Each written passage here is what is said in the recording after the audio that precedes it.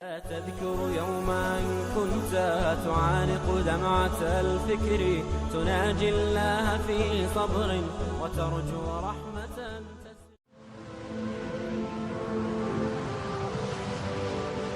حضرت عمر رضی اللہ تعالیٰ عنہ جب ایمان لائے تو آپ نے ایک ایک کافر کے گھر کے دروازے پہ کھڑے ہو کے کہا کہ تم کمزوروں کو مارتے تھے، میں تمہیں بتانے آیا ہوں میں محمد عربی کا نوکر بن گیا۔ بلکہ آپ نے اعلان کیا جس نے اپنی بیوی کو بیوہ اور بچوں کو یتیم کروانا ہو اور اپنے ماں باپ کی کمر کو جھکانا ہو وہ عمر کے مقابلے میں آئے۔ اللہ اکبر۔ زنیرہ نامی ایک خاتون تھی، بہت کمزور، راوی کہتا ہے کہ اس کی ہڈیوں میں گودا نہیں تھا، عشق رسول تھا، اور اس کا ظالم آقا اس کو مارتا ہے، اور جب مار مار کے تھک جاتا ہے ادھر سے عمر آ رہے ہیں، یہ اسلام لانے کی پہلے کی کہانی ہے، ادھر سے عمر آ رہے ہیں تو اس نے کہا عمر تم جوان آدمی ہو تو یہ چھوڑتی نہیں ہے اپنے نبی کا نام، ذرا تم آؤ۔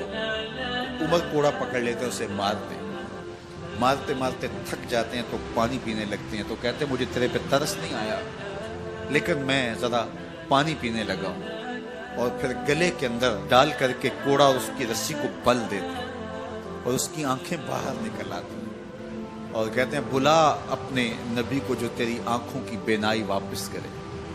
اللہ اکبر۔ تو اس نے آسمان کی طرف منہ کر کے کہا مالک میں کبھی بھی آنکھوں کی بینائی نہ مانگتی لیکن اب تیرے نبی کی عزت کا سوال ہے۔ آنکھوں کی بینائی واپس ہو جاتی ہے۔ زنیرہ کو بڑا مارا، آج عمر گلیوں میں آنکھوں میں آنسو ہیں اور عجیب دل بےتاب ہے، اور کہتے ہیں آؤ بھئی میں حضور کا غلام بن گیا ہوں، تمہیں بتانے آیا ہوں۔ زنیرہ نے موڑ کاٹا تو آگے عمر یہ آواز دے رہے تھے۔ زنیرہ ایک کونے پہ کھڑے ہو کے رو کے کہتی ہے عمر تم تو بڑے اس دن جوش و غضب میں تھے اور تم مارتے ہوئے تھکتے نہیں تھے۔ تو عمر نے کہا زنیرہ اس دن میں نے دیکھا نہیں تھا، اب میں محمد عربی کو دیکھ آیا ہوں۔ جنہ ویکھیا نہیں ہو کرن گلاں، جنہ ویکھیا نہیں ہو کرن گلاں، جنہ ویکھیا ہو تے بول دے، جڑے محرم راز حقیقت دے اور راز حقیقت کھول دے۔ تو حضرت عمر رضی اللہ تعالیٰ عنہ ایمان لائے۔ حضرت عبداللہ ابن مسعود رضی اللہ تعالیٰ عنہ فرماتے ہیں کہ حضرت عمر کا ایمان لانا مسلمانوں کے لیے عزت کا سبب تھا، ان کا ہجرت کرنا مسلمانوں کی نصرت تھی اور ان کی خلافت مسلمانوں کے لیے رحمت۔ حضرت عمر رضی اللہ تعالی عنہ وہ ہیں کہ میرے حضور نے فرمایا لوگوں جب نیک لوگوں کا ذکر کرو تو میرے عمر کا تذکرہ ضرور کیا کرو۔ میرا عمر وہ ہے کہ جب وہ ایک سمت سے آ رہا ہو، ایک گلی اور بازار سے آ رہا ہو تو شیطان بھی آ رہا ہو عمر کو دیکھ کے راستہ تبدیل کر لیتا ہے۔ حضرت عمر رضی اللہ تعالی عنہ کی طبیعت کے اندر جو جاہ و جلال تھا، طبیعت کے اندر جو سختی تھی، وہ اسلام کے اندر آ کر بھی قائم رہی، اور آپ نے وہی سختی، وہی جاہ و جلال جو پہلے مسلمانوں کے خلاف تھا اب کفار کے خلاف، منافقین کے خلاف حضرت عمر کی طبیعت کے اندر وہ جوش و خروش بدستور موجود ہے۔ لیکن جس دن آپ خلیفہ بنے تو اس دن آپ نے ممبر پہ چڑھ کے جو خطبہ دیا اس میں کہا لوگوں میں سخت اس لیے تھا کہ رسول اللہ نرم تھے، پھر میں سخت اس لیے تھا کہ حضرت ابوبکر صدیق نرم تھے، اب میں تخت خلافت پہ بیٹھا ہوں، اب میری سختی جو ہے وہ نرمی میں تبدیل ہو گئی، صرف فاسقوں، فاجروں اور باغیوں کے لیے میں سخت ہوں، باقی تمہارے لیے نرم ہوں۔ سب سے کم جو تنخواہ بیت المال سے اگر کسی وجود نے لی ہے تو وہ حضرت عمر رضی اللہ تعالیٰ نے صرف 2 جوڑے لیتے تھے سال میں، اور راوی کہتا ہے کہ میں نے دیکھا ہے کہ اس میں بھی 17 پیوند لگے ہوتے تھے۔ حضرت عمر رضی اللہ تعالیٰ عنہ کا طرز زندگی، آپ کا انداز معاشرت اور آپ کا انداز خلافت، ہر لمحہ آپ کی زندگی کا اٹھا کے دیکھیے کتنی مرتبہ قرآن حضرت عمر کی رائے کے مطابق نازل ہے۔ اللہ تعالیٰ جل شانہ نے ان کو صاحب الہام بنایا تھا۔ ہر امت میں کوئی صاحب الہام ہوتا ہے، حضور کی امت کا صاحب الہام حضرت عمر رضی اللہ تعالیٰ، اور آقا کریم نے انہیں اپنا وزیر قرار دیا۔ فرمایا میرے 2 وزیر آسمانوں میں ہیں، 2 وزیر زمینوں میں ہیں، آسمانوں کے وزیر جبرائیل اور میکائیل ہیں اور زمین کے وزیر ابو بکر اور عمر ہیں۔ رضی اللہ تعالی عنہما۔ ایک دن حضرت عمر بیٹھ کے رو رہے تھے، تو کسی نے کہا حضرت رو کیوں رہے ہیں؟ فرمایا کہ میں اس لیے رو رہا ہوں کہ فلاں پل سے بکریاں گزری ہیں، تو پل کے اندر شکستگی تھی، ٹوٹا ہوا تھا پل درمیان میں، اس میں ایک بکری کی ٹانگ ٹوٹ گئی ہے، تو میں ڈرتا ہوں کہ میرا رب یہ نہ پوچھے کہ عمر تو نے پل صحیح تعمیر نہیں کروائے تھے کہ ایک بکری کی ٹانگ کیوں ٹوٹی ہے۔ یہ ہے حضرت عمر رضی اللہ تعالی عنہ۔ اللہ اکبر۔ تو اللہ تعالیٰ جل شانہ نے حضرت سیدنا عمر بن خطاب رضی اللہ تعالیٰ عنہ سے جو کام لیا، مختصر دور خلافت کے اندر 10 سال 6 ماہ 4 دن آپ نے خلافت فرمائی ہے، لیکن کہاں سے چلے اور یہاں مکران تک، بلوچستان کا حصہ ہے، یہاں تک آپ کے سلطنت کی حدود وسیع ہوئی، ادھر آرمینیا تک جا پہنچے، حمص فتح کیا، قادسیہ، یرموک۔ آپ ذرا دیکھیے کہ کہاں تک آپ کی فوجوں کے گھوڑے دوڑتے رہے، اور اللہ تعالیٰ جل شانہ نے ان کو جو توانائی، عدل و انصاف کی قوت عطا فرمائی۔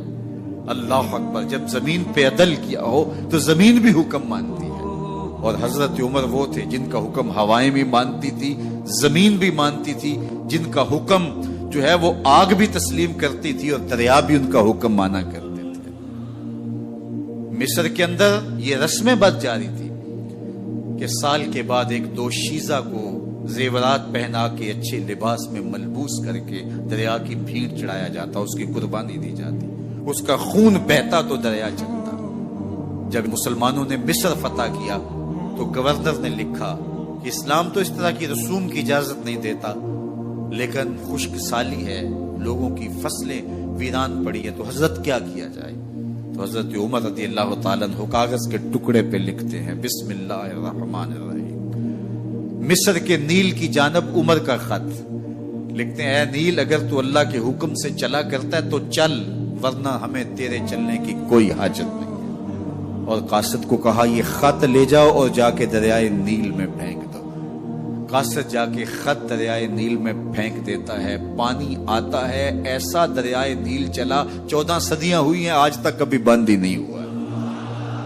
دریا حکم مانتے، آگ نکلتی ہے، لوگ حضرت عمر رضی اللہ تعالی عنہ کے پاس آئے، حضرت لاوا پھوٹا ہے، آگ نکل رہی ہے اور مدینے کی طرف بڑھ رہی ہے، اب کیا کیا جائے؟ فائر بریگیڈ تو زمانے میں تھی نہیں۔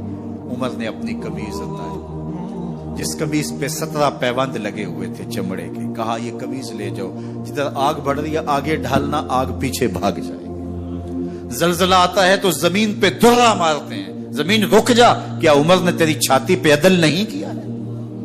تو یہ عمر ہیں رضی اللہ تعالی عنہ کہ جن کے انصاف کی وجہ سے، جن کے عدل کی وجہ سے اللہ تعالیٰ کی رحمات، اس کی برکات کا نزول ہوتا تھا، اور اللہ تعالیٰ نے مسلمانوں کو وہ آبرو مند حکومت دی۔ کائنات کی تاریخ کے اندر ایسی حکومت آپ نے نہیں دیکھی ہوگی جو حضرت عمر نے حکومت کی ہے۔ اللہ اکبر۔ فرمایا فرات کے کنارے پہ ایک کتا بھی پیاسا مر گیا تو اس کا حساب بھی عمر سے ہوگا۔ باہر سے سفیر آتا ہے اور آ کے پوچھتا ہے کہ میں امیر المومنین کے، مسلمانوں کے حکمران کے محل میں جانا ہے، تو مسکرا کے کہتے ہیں ہمارے امیر کا تو کوئی محل نہیں ہے۔ کہا کہاں ہے تمہارا امیر؟ کہا مسجد نبوی میں ہوگا یا بیت المال کی اونٹوں کی دیکھ بھال میں لگا ہوگا۔ وہ جب گئے تو مسجد میں نہیں ہے، اللہ اکبر، وہاں گئے تو وہاں بھی نہیں ہے۔ پھر کیا دیکھتے ہیں کہ عمر رضی اللہ تعالی عنہ جنت البقیع کے پاس ایک درخت کے نیچے اینٹ کا سرانہ رکھ کے سوئے ہوئے، تو اس نے کہا عمر تو نے عدل کیا ہے، تجھے کچی اینٹ پہ بھی نیند آ گئی۔ ہمارے حکمرانوں نے انصاف نہیں کیا اور وہ بند اور محفوظ کمروں کے اندر بھی سکون اور چین کی نیند نہیں سو سکتے۔ حضرت سیدنا عمر رضی اللہ تعالیٰ عنہ نے اس طرح ان امور سلطنت نبھائے۔ آپ دن کو لوگوں کی دیکھ بھالی کرتے، لوگوں کی ضروریات سنتے سمجھتے، اور جب رات پڑتی لوگ سو جاتے، عمر مدینے کی گلیوں میں پہرا دیتے۔ کائنات نے کوئی ایسا بھی حکمران دیکھا ہوگا؟ اللہ اکبر۔ وہ مجاہد جو مختلف محاذات پہ گئے ہوئے ہوتے، ان کے گھروں کی دیکھ بھالی کرتے، ان کی ضروریات کا خیال رکھتے، ان کی آبرو کا پہرا دیتے۔ راتوں کی تنہائیوں کے اندر حضرت عمر اٹھتے اور جا کے گشت کرتے، چکر لگاتے، دیکھتے کوئی آنکھ پر نم نہ ہو، مفلسی کا کسی گھر میں ماتم نہ ہو۔